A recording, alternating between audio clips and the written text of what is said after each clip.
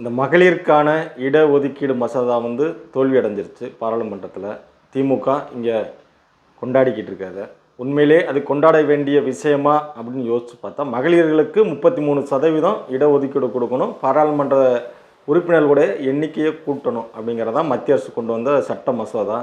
ஆனால் இதனால் நமக்கு வந்து தமிழகத்துக்கு பாதிக்கும், தமிழகத்திலேருந்து யாரும் பிரதமர் ஆகிறதுக்கான வாய்ப்பு இல்லை அப்படிங்கிற மாதிரி சொல்லியிருந்தார் நம்ம ஐயா ஸ்டாலின் அவர்கள். இன்றைக்கி அவங்க எல்லாம் பெருசாக அந்த மசோதா தோல்வி அடைஞ்சதை பெருசாக கொண்டாடிக்கிட்டு இருக்காங்க. ஆனால் இதே மாதிரி ஒரு சம்பவம் தான் முன்னாடி கலைஞர் கருணாநிதி அவர்களுடைய ஆட்சியில் நடந்துச்சு.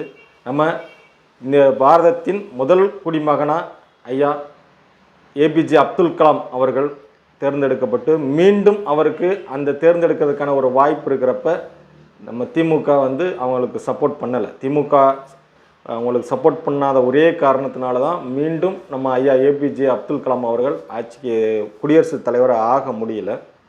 இந்த மாதிரி அவர் ஒரு தமிழர் ஒரு பொறுப்புக்கு மீண்டும் வர்றதுக்கே ஒத்துக்காத இந்த திமுக அரசு அவர் ஒரு சிறுபான்மையர்னு பார்த்துச்சா என்னன்னு பார்த்துன்னு தெரில. ஆனால் அவருக்கு அந்த வாய்ப்புக்கு மீண்டும் அவங்க சப்போர்ட் பண்ணல. அப்புறம் தான் கருணாநிதி அவர்கள் அதுக்கு சப்போர்ட் பண்ணல. ஆனால் இன்றைக்கி வந்து ஒரு தமிழர் பிரதமர் ஆக முடியாது இந்த சட்டம் கொண்டு வந்தான்னு பேசுகிறாரு நம்மளுடைய ஸ்டாலின் அவர்கள். உண்மையிலே அது கேட்குறப்ப சிறப்பாக தான் இருக்குது.